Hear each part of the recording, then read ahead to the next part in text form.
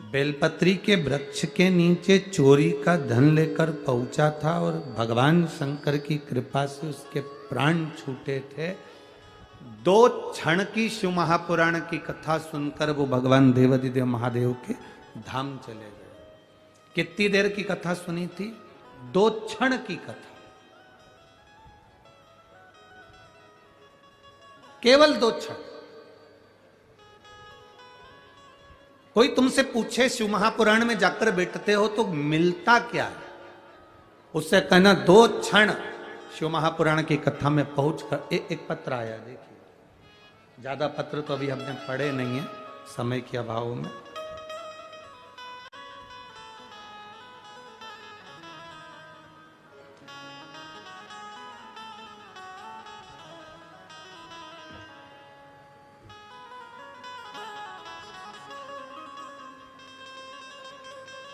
एक क्षण की भी कथा हम अपनी जिंदगी में सुन रहे हैं शिव महापुराण, तो वो पुराण है जो दिल से श्रवण कर लेता है, वो यहां से खाली झोली नहीं भरी हुई लेकर जाता है। ये शिव का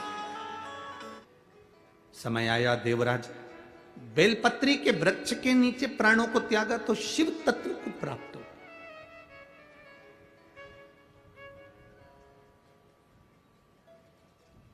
एक बेलपत्री की पत्ती, एक बेलपत्र, एक पत्ती, एक बेलपत्र के वृक्ष की छांव साधारण नहीं होती।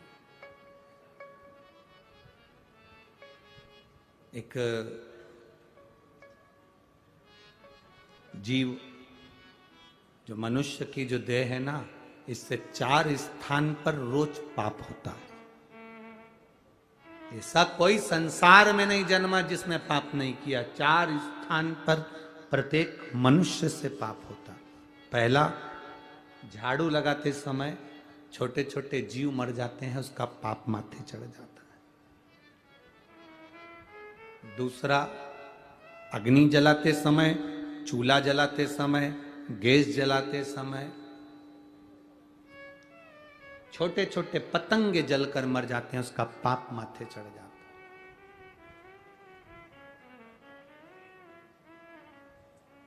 है। स्त्री, किसी पुरुष को हमने कहा कि जब रोटी बनती है, चूल्हा जलता है, लकड़ी में आग लगती है, तब पाप माथे चढ़ता है। तो पुरुष ने कहा हम तो रोटी बनाते ही नहीं है, नारी स्त्री रोटी बनाती है। अगर नारी रोटी बनाती है तो सारा पाप उसी के माथे चढ़ता होगा, सारा पाप उसी के माथे पर चढ़ता होगा। जब स्त्री रोटी बना रही है, नारी रोटी बना रही है, तो पाप उसके माथे चढ़ता होगा। पर इनको बताए कौन? हमारे धर्म शास्त्रों के अनुसार गुरु गोरखनाथ जी का आप लोगों ने दर्शन किया? गोरखनाथ जी का फोटो देखा है? गुरु गोरखनाथ एक हाथ में कमंडल रखते हैं, दूसरे हाथ में चिमटा रखते हैं। क्या रखते हैं? चिमटा। चिमटा देखा है? महिलाओं के पास में चिमटा रहता है रसोई घर में। क्या काम आता है? रोटी को सेकने का। संत भी चिमटा रखते हैं, भजन गाने वाले भी चिमटा रखते हैं। बोलो बोलो, सही है कि गलत है? संत भी चिमटा रख रहे हैं, भजन गाने वाले भी चिमटा रख रहे हैं, और घर की नारी भी चिमटा रखती है। कभी स्त्री से पूछना कि तुम ये चिमटा क्यों रखती हो, और वो भी गैस के पास, चूल्हे के पास, किस लिए रखती है? क्यों रखती है? जैसे गुरु गोरखनाथ जी की, जहां पर सुंदर गोरखनाथ जी की, जहां पर सुंदर आनंद के साथ में मंदिर होता है, और वहां पर एक सुंदर धुनी जलती रहती है, उस धुनी में एक चिमटा फंसा रहता है। धुनी में जो बल मिलता है उस चिमटे के बल पर मिलता है। तो वहां की जो भस्म होती है, वहां की जो भभूति होती है, वो हमको सुख, एनर्जी और रोग से मुक्ति देती है। एनर्जी भी देती है और रोग से मुक्ति भी देती है। क्या होता है उस चिमटे से?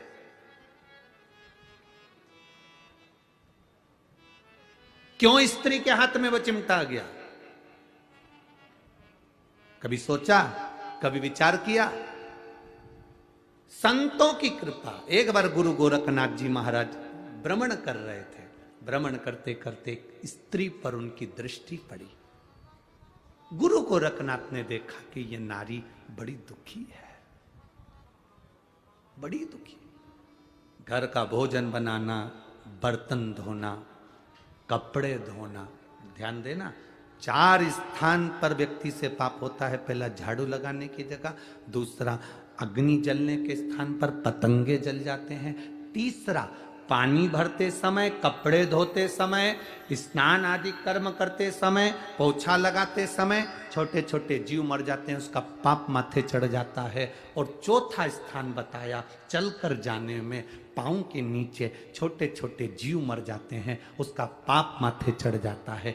4 स्थान पर प्रत्येक मनुष्य से पाप होता है। गुरु गोरखनाथ जी ने उस स्त्री को देखा, उसको देखकर गुरु गोरखनाथ जी ने देखते से अपनी आंखों में जल भर लिया कि ये नारी जगत का कल्याण करने वाली, इसके गर्भ में जो संतान जन्म लेती है वो विश्व का कल्याण करती है। और इस नारी के पास में पाप भ्रमित हो रहा। जल का वो कपड़े धोती है, जीव मरता, उसका पाप माथे। अग्नि जलाती है, उसका पाप माथे। झाड़ू लगाती है, उसका पाप माथे। दिन भर चलती है, उसका पाप माथे। चरण के नीचे जीव मर जाते। इस स्त्री का कल्याण कैसे हो सकता है? इस नारी का कल्याण कैसे हो सकता है?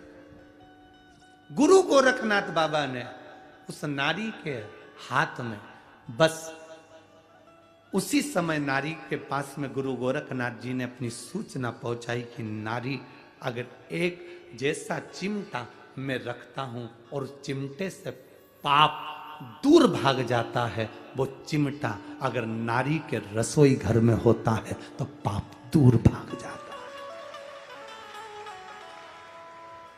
है। कितनी माताएं बैठी हैं जिनके घर में है रोटी, कई काम लेती हो ना, उसको कहां रखती हो? रसोई घर में, गैस के पास में रखा रहता, कहीं टंगा रहता, कहीं पास, जहां अग्नि है, जहां चूल्हा है, उसके पास में चिमटा।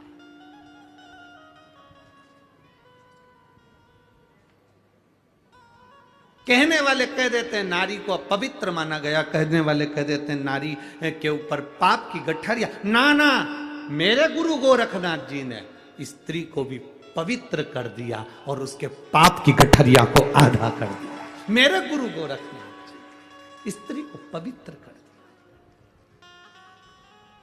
शिव के अवतार हैं गुरु गोरखनाथ, भगवान शंकर के अवतार।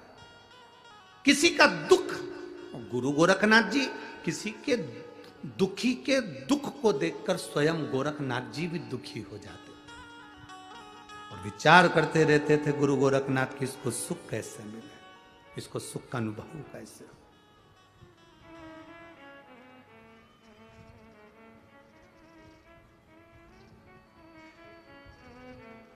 तो जिन पुरुष कहे कि, कोई पुरुष कहे कि स्त्री रोटी बनाती है पाप उसके माथे चढ़ेगा, झाड़ू स्त्री लगाती है पाप उसके माथे चढ़ेगा, कपड़े स्त्री धोती है पाप उसके माथे चढ़ेगा, तो ये अंदाजे में मत रहना, चिमटा है, चिमटा है।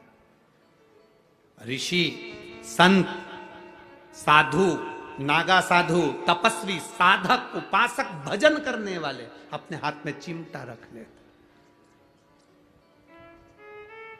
किसी ने पूछा, स्त्री चिमटे से रोटी पकड़ती है, संत क्या पकड़ते? हम कहते हैं वो भगवान की भक्ति को पकड़कर जनमानस का कल्याण कर देते हैं। जनमानस,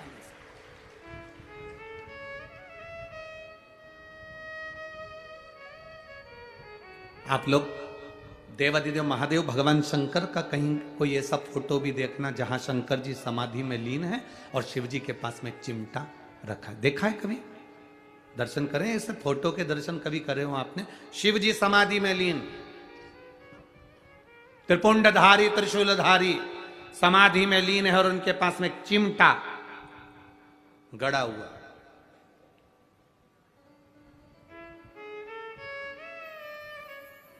सुख प्रदान करना।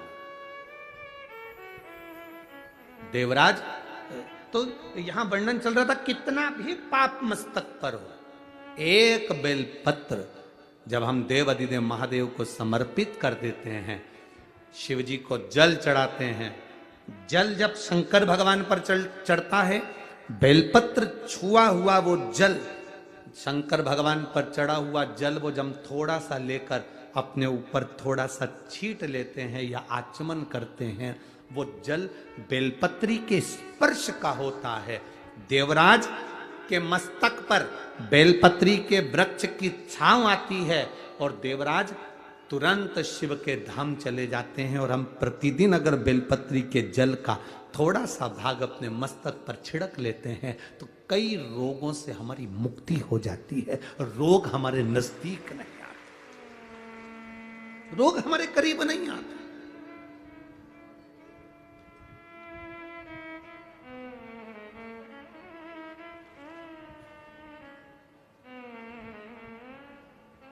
अष्ट विनायक में एक विनायक, सबसे प्रबल विनायक, अष्ट विनायक में सबसे प्रबल,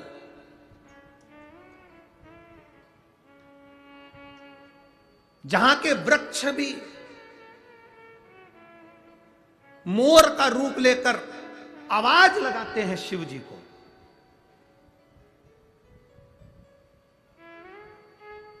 जहां की नदी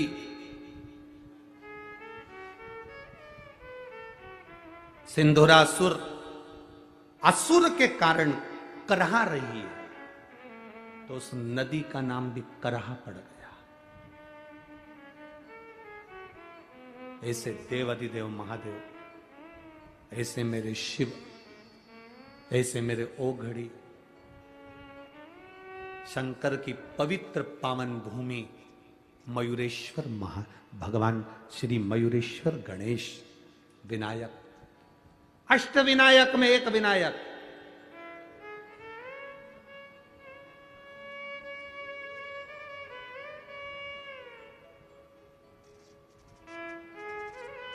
हजारों बेलपत्री के वृक्ष थे, हजारों बेलपत्री के वृक्ष मोरगांव के अंदर, हजारों।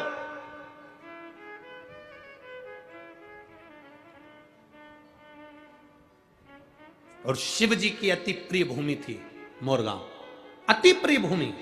पूर्णा के इस पवित्र आनंद में, पूर्णा के इस जिले के अंदर, पुणे के अंतर्गत ये मयूरेश्वर सुंदर गणेश जी के अष्ट विनायक में एक विनायक है। शायद हमारे हिसाब से तो अष्ट विनायक की पहली यात्रा यहीं से प्रारंभ होती होगी, जहां तक अगर विचार हो तो मयूरेश्वर से ही प्रारंभ होती है। अष्ट विनायक की पहली दर्शन यात्रा अगर कोई निकलती होगी तो मयूरेश्वर से निकलती होगी। पहली मयूरेश्वर आता होगा, फिर उसके बाद दूसरे दूसरे गणेश। क्यों? हजारों बेलपत्री के वृक्ष, शिव जी की परमप्रिय भूमि। आज देवादिदेव महादेव ने माता पार्वती जी को साथ लिया।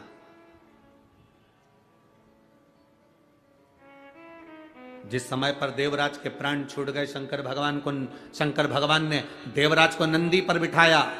नंदी पर बिठाकर भगवान शंकर देवराज को लेकर कैलाश धाम चले गए, तो पार्वती जी ने भगवान शिव जी से प्रश्न किया। भगवान शंकर से प्रश्न कर रही मां पार्वती, मां जगत जननी, मां जगदम्बा, बाबा ये देवराज तो महापापी था, इसने तो धन चुराया लोगों का, वैभव चुराया लोगों का। हम आपसे एक निवेदन करेंगे, आप जब भी कथा सुनने के लिए किसी पंडाल में जाओ, चाहे सीहोर वाले महाराज के यहाँ कथा में आओ, चाहे किसी महाराज के यहाँ जाओ, चाहे भागवत सुनने जाओ, चाहे रामायण सुनने जाओ, चाहे शिव महापुराण की कथा सुनने के लिए जाओ, हम दूसरी पुराण से हम ये नहीं कहेंगे कि भागवत में या रामायण में तुम जेवर पहनकर जाओ कि ना जाओ, पर शिव महापुराण में कभी भी कथा सुनने आना तो सोने का कोई जेवर, कोई सोने का मंगलसूत्र हो, सोने की चेन हो, सोने का हार हो या वीआईपी कोई चीज हो, तो वो कथा के, ये अग्नि का ध्यान रखिएगा, थोड़ा सा दिया ऐसा सरका, नीचे से पकड़ के सरका,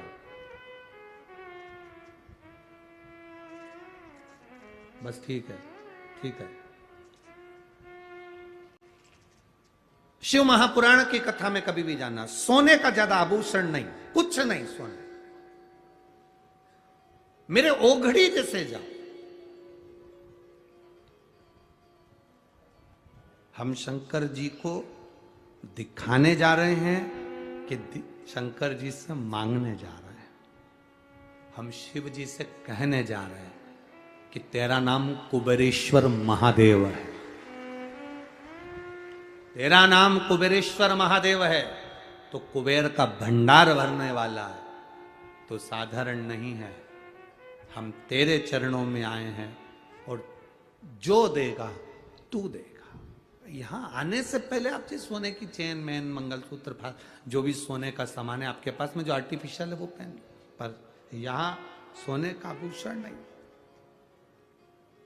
उसके द्वार पर आ रहे हैं। कारण तुम्हारा कोई सामान चले गया तो तुम्हारा दिल दुखेगा, और तुम्हारा दिल नहीं दुखेगा, सबसे ज्यादा दिल मेरे महादेव का दुखेगा कि इसकी कोई वस्तु यहां आई थी और चली गई।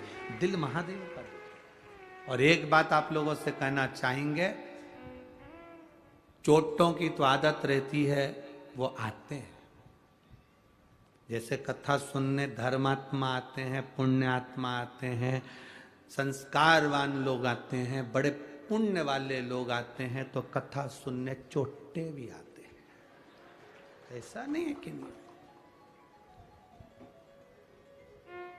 पर एक बात बताओ, चोटों ने ना जाने कितनी कथाओं में कितनी चेन काटी होगी, एक चेन अगर काटी होगी तो लाख रुपए की होगी। बोलो तो सही है कि गलत है? जम के तो बोलो जरा, सही है ना? 1,50,000 रुपए की एक चेन काटी होगी, एक कथा में ना जाने कितनी चेन काटी होगी। अभी तक तो चोर भी करोड़पति बन गया होता, पर आज तक चोटा चोटा ही रिया। आज तक चोटे से प्रमोशन नहीं कर पाया, और जिनकी चली भी गई, देवादिदेव महादेव ने उसको और 2 तोला बढ़ाकर उसके गले में डलवा दी। ये बात चली भी गई तो उसने दे, पर चोटे का प्रमोशन नहीं हुआ। तो मेरा निवेदन है चोटों से कि तुम्हारा प्रमोशन आज तक नहीं हुआ और ना होगा। अगर किसी का दिल दुखाओगे तो जिंदगी में कभी सुखी नहीं रह पाओगे, ये निश्चित रखिए। आप सुखी रहे। हम शिव महापुराण की कथा कहती है, अड़भंग शिव है, अड़भंग।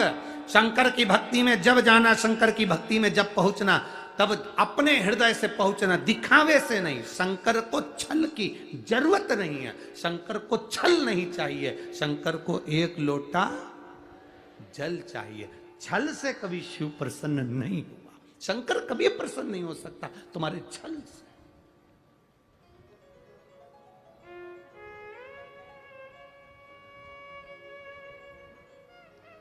शिव की प्रसन्नता ही सारी समस्या का हल, एक लोटा जल। ना तो यहां पर कोई बेल है, ना भभूति है, ना कोई तंत्र है, ना मंत्र है, ना कोई कुछ भी यहां पर नहीं है। शिव महापुराण में कुछ भी नहीं। शंकर जी को दिखावा प्रिय नहीं है, तो हम दिखावे की बात क्यों करें? यहां तो केवल एक चीज चलती है, मुख से निकला हुआ श्री शिवाय नमस्तुभ्यम, और दूसरा है तुम्हारे हाथ में एक लोटा जल। बस इससे तुम दुनिया में विजय प्राप्त कर सकते हो। दुनिया में जैसे शिवाजी महाराज के पास में क्या था, शिवाजी के पास में क्या था? एक बार शिवाजी ने अपनी माता से पूछ लिया, मां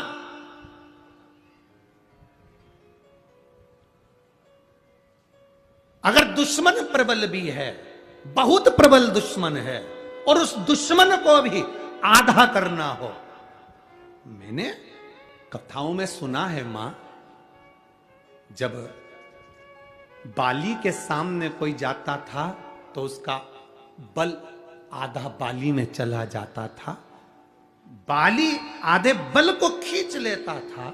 तो मां, अगर संसार सागर में हमारे पास इतना तप नहीं है, हमारे पास इतना बल नहीं है, फिर भी सामने वाले दुश्मन के बल को अगर आधा करना है और अपने बल को प्रबल करना है, तो युद्ध के मैदान में करा क्या जाए।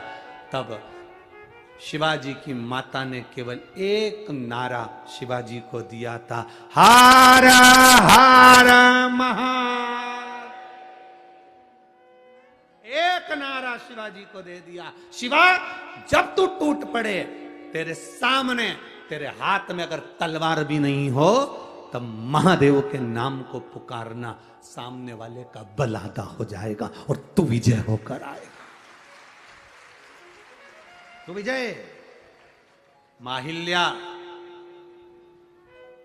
माहिल्या बेधव्य हो गई, माहिल्या विधवा हो गई, अकेली रह गई, जीतूंगी कैसे।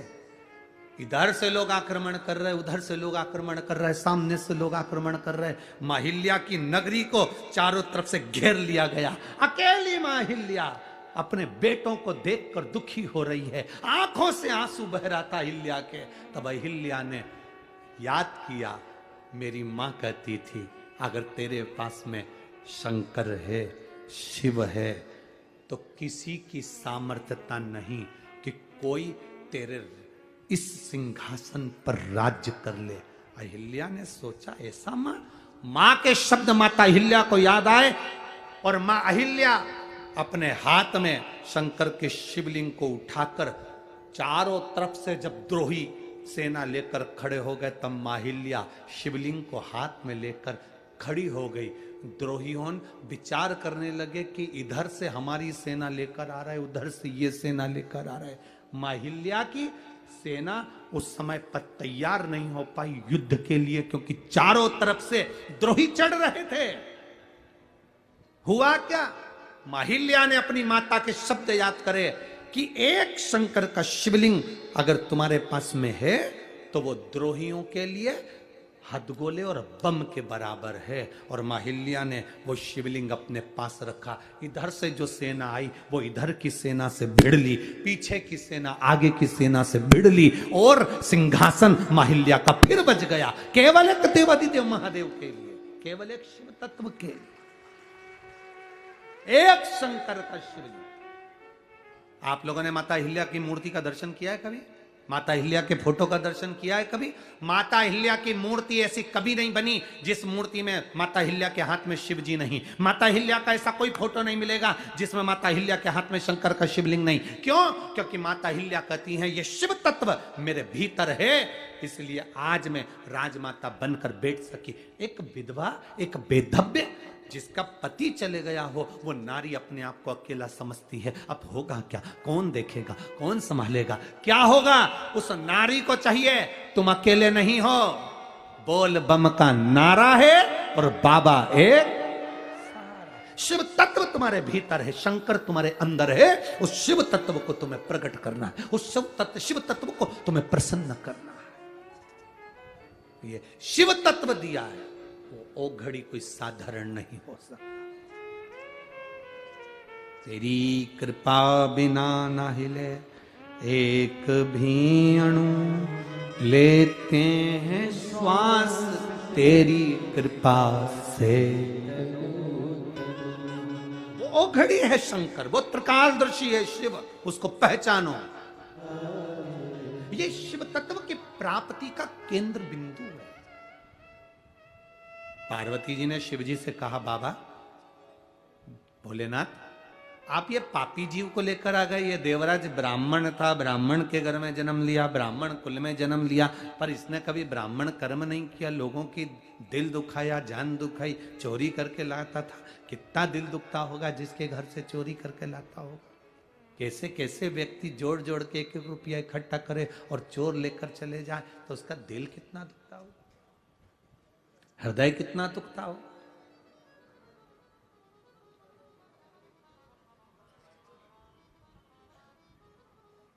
कितना दिल दुखता होगा, कितना हृदय द्रवित होता होगा। महाराज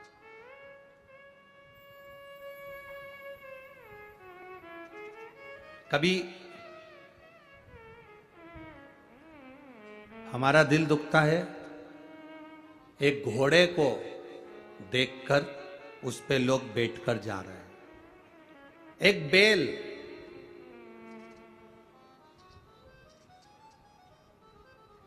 एक बैल वो गाड़ी को खींच कर लेकर जा रहा है, चलाने वाला उसको मार रहा है, दिल दुखता है। पर कभी उस बैल के पूर्व के जन्म के क्रम को उठाकर देखना तो विष्णु पुराण में लिखा है कि ये जितने योनियां मिलती हैं, ये योनियां अगर घोड़ा बना और उस पर चाबुक पड़ रहा है, कोई बैल बना उसको लोग डंडे से मार रहे हैं, कोई जानवर उसको लोग पीट रहे हैं, वो चले जा रहा है, आंख से आंसू बहते चले जा रहे हैं, इनको देखो तो अपने को दिल दुखता है कि ये क्यों मार रहे हैं। पर विष्णु पुराण कहती है, गरुण पुराण कहती है, पूर्व में इसने किसी का दिल दुखाया था, इसलिए वो जिसका दुखाया था वो कोड़े से पीट पीट कर उसको चला रहा है, इसने इसका खाया था इसलिए उससे वापिस ले रहा है। ये कर्म की गति है।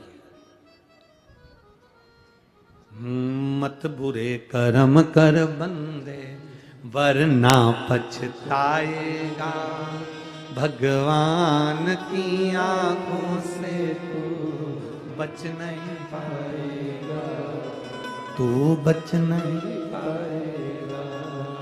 अरे ओ अज्ञानी मत करना,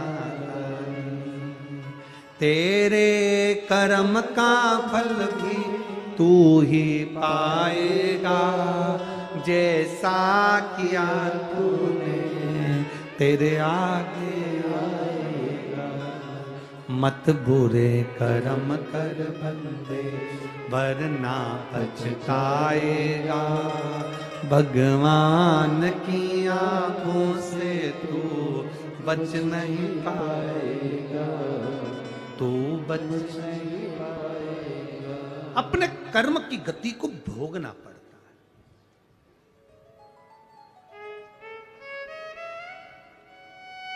भोगना पड़ेगा। एक कथा पहले कही है, आपके स्मरण में होगी। एक चोर चोरी करने सेठ जी के यहाँ गया। सेठ जी बड़ा दयालु था, कोई उधार मांगने आता था तो उसको दे देता था। सेठ जी मेरी बेटी की शादी है, ले जा।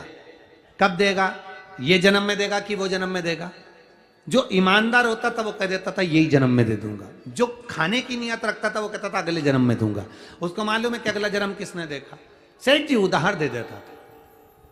अब उधार देता रहा। एक चोर को मालूम पड़ गया सेठ जी के पास बहुत धन है, उधार देता है। तो चोर ने कहा चलो अपन उधार भी ले लेंगे, तिजोरी भी देख लेंगे, रात को जाएंगे सब माल चुरा लेंगे। चोर गया, सेठ जी मेरी बेटी की शादी है, 25,000 रुपए की जरूरत है। सेठ जी ने कहा ले ले। ये जन्म में देगा कि अगले जन्म में देगा? अब चोर तो चोर, उसने कहा अगला जन्म किसने देखा? सेठ जी अगले जन्म में दूंगा। ठीक है ले जा, दे दिया। उसने तिजोरी देख ली। रात को चोर आया चोरी करने के लिए। सेठ जी क्या बहुत सारी भैंस बंधी हुई थी। उस भैंस के तबेले में चोर घुस गया। उसने कहा सेठ जी जाएंगे, रात को इनकी तिजोरी का माल चुरा लूंगा। रात हो गई, सेठ जी जाने लगे। सेठ जी जैसे ही गए, आपस में भैंस सब बात करने लगी। एक भैंस ने दूसरी भैंस से पूछा, क्यों री भैंस जी तू कितने साल से दूध दे रही है? उसने कहा 4 साल हो गए। एक कहती है मुझे 5 साल हो गए, कोई कह रही मुझे 3 साल हो गए। सब आपस में बात कर रही थी। एक बूढ़ी भैंस बैठी थी, मुंह से जुगाली कर रही थी। किसी ने पूछा भैंस अम्मा, ओ भैंस अम्मा।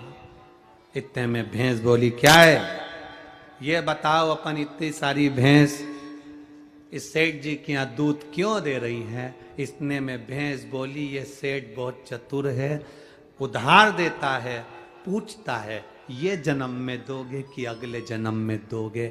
जो इस जन्म में नहीं देता, अगले जन्म में अपने जैसी भैंस बन के निचोड़ निचोड़ के देता। देना पड़ेगा। इस जन्म का इस जन्म में देते चलो। पहले भी कथा में कहा, कपड़े पर कॉफी गिर जाए तो अब्बी की अब्बी धो लो, चाय गिर जाए तो अब्बी की अब्बी धो लो, सब्जी गिर जाए तो अब्बी की अब्बी धो लो।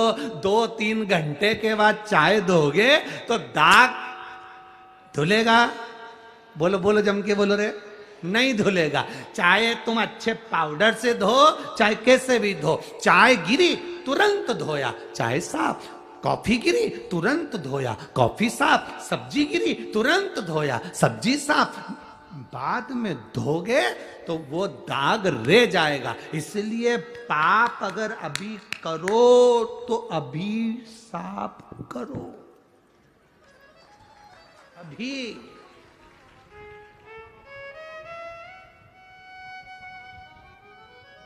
लोग कहते हैं, सियोर वाले महाराज कहते हैं, गुरुजी आप कहते हो रोज मंदिर जाया करो। क्यों जाए हम मंदिर रोज? रोज चाय गिर रही है, रोज कपड़ा तुरंत साफ करो। रोज मोबाइल पे दिन भर झूठ बोलते हो, इसलिए एक लोटा जल चढ़ा के साफ।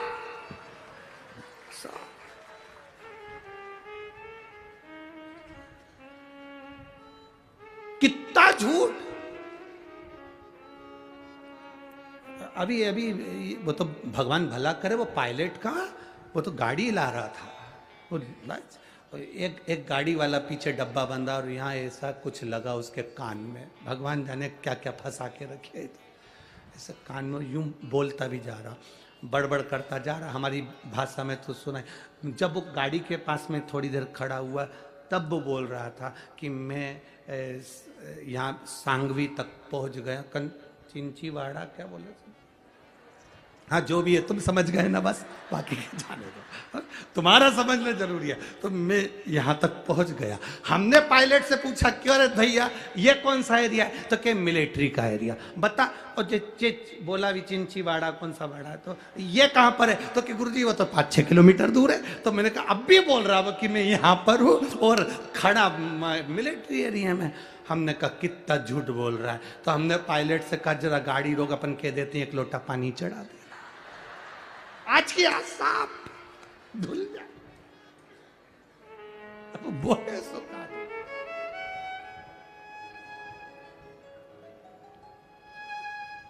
अभी चाय गिरी अभी धो लो, पानी की सब्जी गिरी धो लो, अभी की अभी कॉफी गिरी धो लो, कपड़ा साफ। रोज पाप करते हो तो रोज शंकर जी के मंदिर जाके एक लोटा जल चढ़ा के अपने पाप को रोज धो लो। कपड़ा साफ, रोज साफ, क्लीन। फिर तो लोग भी तुमसे पूछ लेंगे, जैसे पुराने जमाने की टीवी पे पूछते थे, राजू तुम्हारे दांत तो मोतियों जैसे चमक रहे हैं।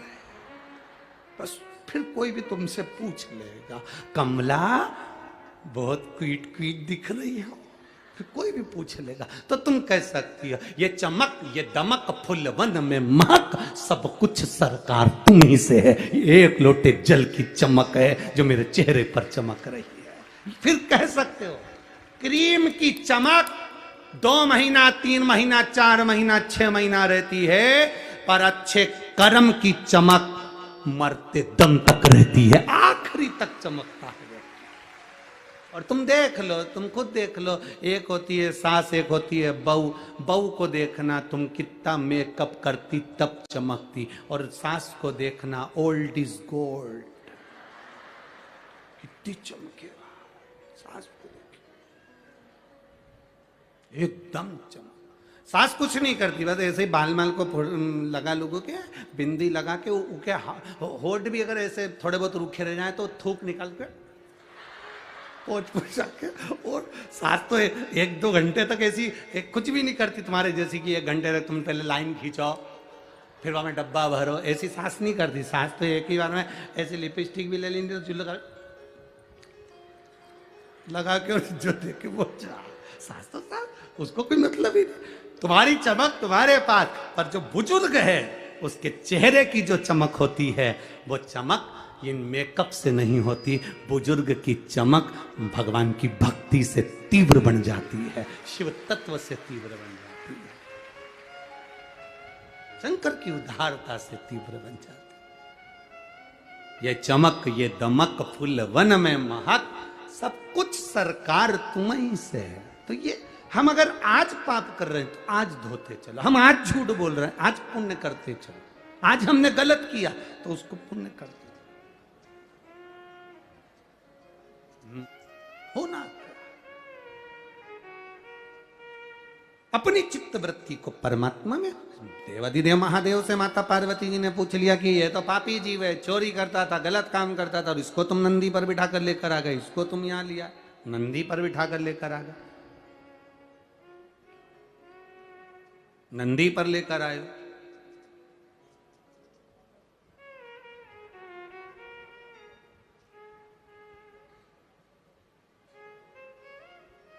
अब शिवजी बोले इसने जो पुण्य करा वो सुन। इसने एक पुण्य प्रबल करा, चोरी का धन लेकर शिव मंदिर में गया, शरीर में ताप पड़ा, शिव पुराण की कथा चल रही थी, 2 क्षण की श्रवण कर ली, शरीर लेकर बेलपत्री के वृक्ष के नीचे दुबक कर बैठ गया, प्राण वहीं छूट गए, बेलपत्री की छांव इस पर पड़ गई, इसलिए इसको कैलाश का धाम मिल गया, शिव का धाम मिल गया। अच्छे कर्म मरते मरते कर लिए तो पुण्य भागी बन गए, श्रेष्ठ उसको मिला, सुख की अनुभूति, उसको आनंद की अनुभूति।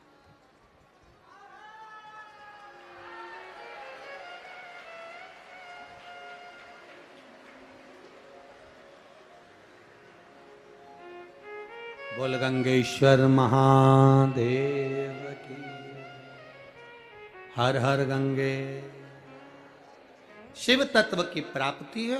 पार्वती जी ने शिव जी से जब बात करी, संवाद किया, कहा, निवेदन करा, प्रार्थना, बाबा मेरे एक मन है। शिव जी ने पूछा क्या? क्या पापी से पापी जीव भी अगर बेलपत्री के वृक्ष की छांव के नीचे आ जाता है तो उसका कल्याण हो जाता है? क्या उसकी मुक्ति हो जाती है, उसका मोक्ष हो जाता है? बाबा कहते हैं सुनो पार्वती,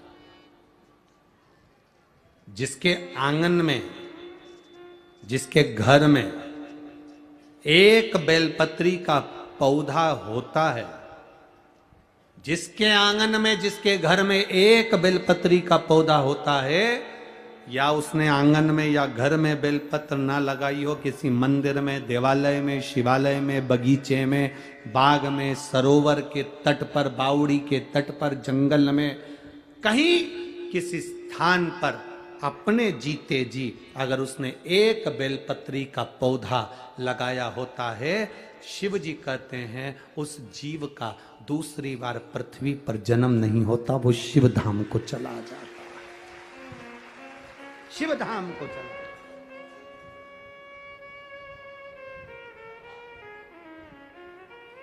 कुछ पुण्य करते चलो अपनी जिंदगी का, कुछ अच्छा कर्म करते चलो अपने जीवन का।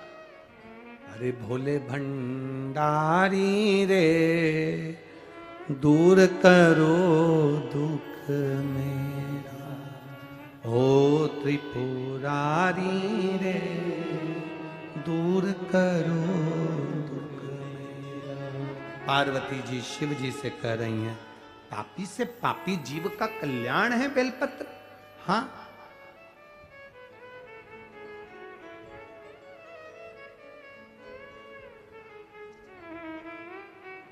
जब से शिव महापुराण की कथा में कहा गया कि शंकर जी पे चढ़ी हुई बेलपत्र उठाकर खा लेना चाहिए, बीपी, शुगर, थायराइड, गठिया, सबके लिए जो हमने कहा, जब से शिव महापुराण की कथा में कह रहे हैं कि शंकर पर चढ़ा हुआ जल पीना चाहिए, तब से कई रिसर्च सेंटरों में रिसर्च चालू हो गया कि बेलपत्री में ऐसा क्या है, शंकर पर चढ़े हुए जल में ऐसा क्या है, रुद्राक्ष का गला हुआ जल शंकर को चढ़ाने पर पीने में रुद्राक्ष में ऐसा क्या है।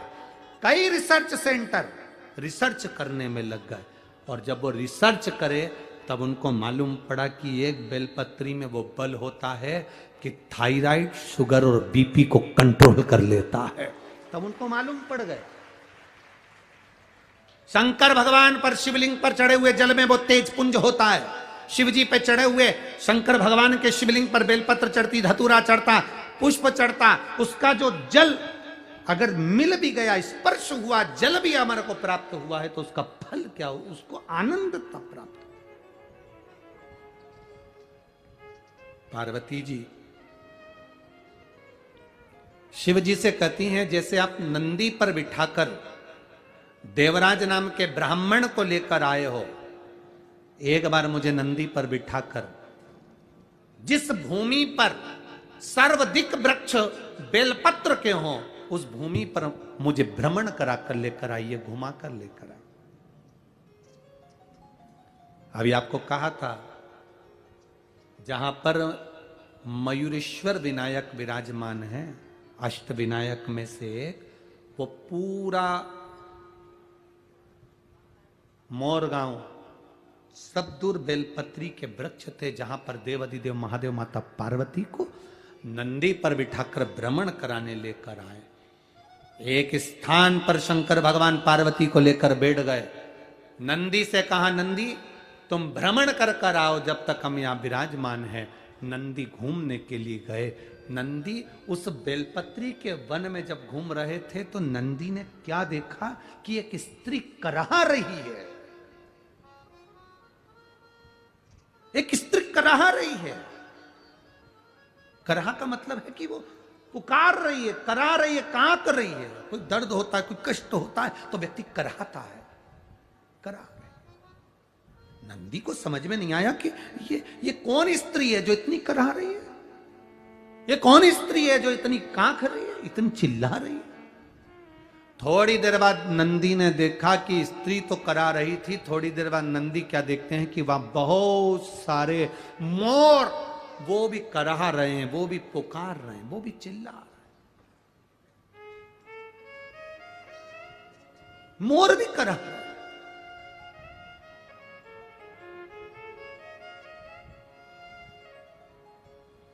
अब नंदी को विचलितता हुआ।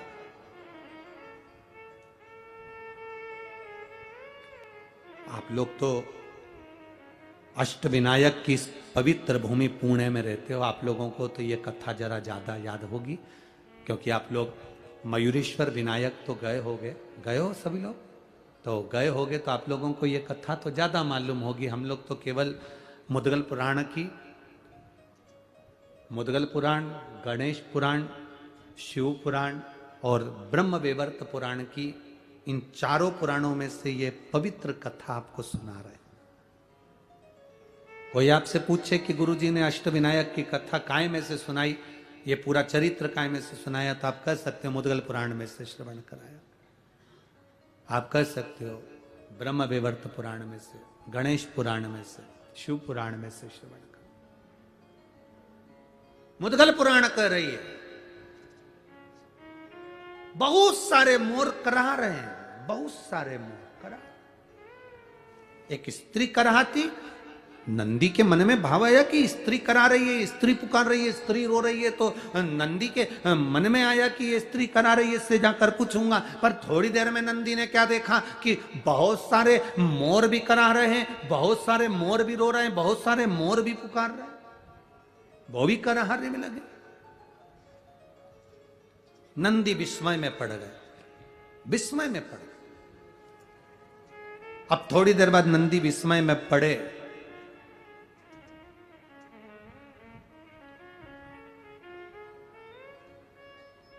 तो नंदी ने देखा क्या, जो स्त्री कराह रही थी वो नदी का रूप ले लेती है। मयूरेश्वर विनायक का दर्शन करने जाओ तो वो मयूरेश्वर विनायक कौन सी नदी के तट पर है? तो आप बताएंगे कराह नदी के तट पर। कौन सी नदी है? कराह नदी। स्त्री ने नदी का रूप ले लिया।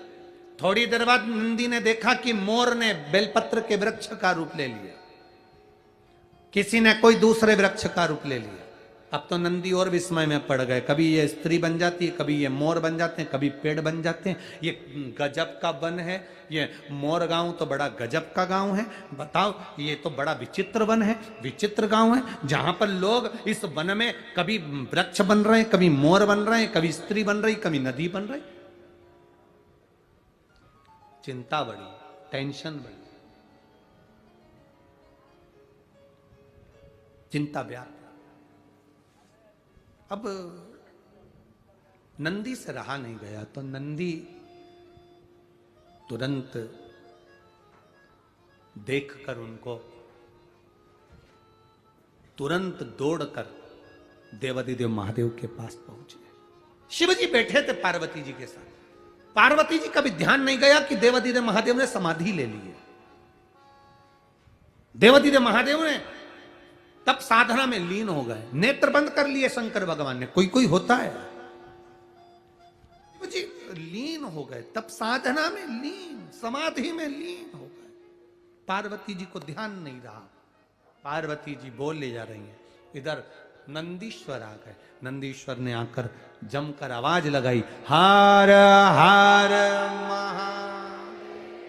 जो आवाज लगाई, नंदीश्वर ने, शिव जी का ध्यान नहीं टूटा, शिव जी की समाधि नहीं टूटी। शंकर भगवान ने नहीं देखा कि कौन ने पुकारा, पर पार्वती जी ने देख लिया। और पार्वती जी ने देखते से ही तुरंत पूछा, पार्वती जी ने पूछा, नंदी क्या बात है? नंदी जी कहते, मेरे मन में संशय आ गया, बहुत बड़ा संशय है मेरे मन का, बहुत बड़ा संशय। क्या संशय है? क्या? बस मैंने अभी, आपने मुझे कहा कि भ्रमण कर कर आओ। भोलेनाथ जी बोले मैं भ्रमण करने के लिए गया, जंगल में देखा तो वृक्ष मोर का रूप ले रहा है, मोर वृक्ष का रूप ले रहा है, एक नदी स्त्री का रूप ले रही है, एक स्त्री नदी का रूप ले रही है, और कराह रहे हैं, रो रहे हैं, चीख रहे हैं, करा रहे। कारण क्या है? पार्वती जी ने नंदी से पूछा कारण क्या है? नंदी बोले हमें ज्ञात नहीं। हमने पूछा तो कोई बताने को तैयार नहीं, करा रहे बस। इतने में पार्वती जी ने देवादिदेव महादेव से हाथ जोड़कर प्रार्थना करी, बाबा नंदी के इस प्रश्न का उत्तर दीजिए। शिव जी तो तप साधना में लीन थे, एक उत्तर नहीं दिया भोलेनाथ ने। पार्वती मैया जान गई कि भोले बाबा तो तब समाधि में लीन हो गए। लोग कहते हैं मयूरेश्वर विनायक जहां विराज रहे हैं वहां केवल गणेश जी हैं। याद रखना, मयूरेश्वर विनायक के मंदिर में केवल गणेश जी नहीं है, मयूरेश्वर विनायक के बाहर जो नंदी बैठा है वो शिव के ही प्रतिबिंब के रूप में विराजमान है, शिव के रूप में। पूरे भारत की भूमि पर कहीं पर भी भ्रमण कर लेना, गणेश जी के मंदिर के बाहर नंदी नहीं मिलेगा। कौन कौन गया है मयूरेश्वर विनायक का दर्शन करने? है कि नहीं नंदी? केवल एक, पूरे भारत की भूमि पर केवल एक गणेश का मंदिर, एक विनायक का मंदिर ऐसा है जिनके बाहर नंदी विराजमान है। वो नंदी क्यों है? उसका कारण यह शास्त्र का। पार्वती माता बोल रही है, शिव सुन नहीं रहे, शंकर भगवान समाधि में लीन हो गए। पार्वती जी ने नंदी से कहा, नंदी तुम एक काम करो, जाओ जाकर जरा मालूम करो कि उस स्त्री को दुख क्या है, उन मोरों को तकलीफ क्या, क्यों करा रहे हैं, पूछो जरा जाओ।